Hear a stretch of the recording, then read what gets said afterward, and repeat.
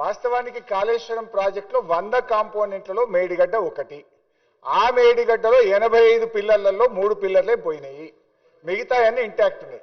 ఇక్కడ ఉత్తమంగా గమనించాల్సింది ఏంటంటే, నేను అసెంబ్లీలో చెప్పిన విషయం చెప్తున్నా. Kaleshwaram is a beautiful project. ఎట్లా అంటే మంచి కాలమై మంచి వర్షాలు వస్తే ఎస్ఆర్ఎస్పి నుంచి మిడ్ మానేర్కు నీళ్ళు వస్తాయి.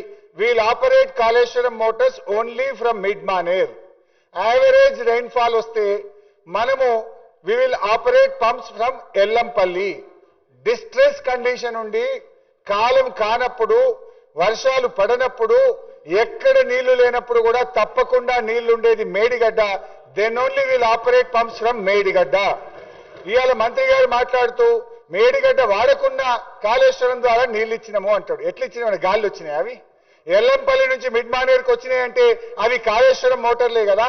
మిడ్ మానేర్ నుంచి ఈరోజు గలగల నీళ్లు మా అన్నపూర్ణ రిజర్వాయర్ లో పారుతున్నాయంటే అవి కాళేశ్వరం ప్రాజెక్టుతోనే కదా. అక్కడి నుంచి ఇలా రంగనాయక సాగర్ లో నీళ్లు పడుతున్నాయంటే కాళేశ్వరంతోనే కదా. రంగనాయక సాగర్ నుంచి మల్లన్న సాగర్, మల్లన్న సాగర్ నుంచి కొండపోచమ్మ సాగర్ ఇవన్నీ నింపుతున్నామంటే అవి కాళేశ్వరం మోటార్లు, కాళేశ్వరంలో కట్టిన రిజర్వాయర్లు.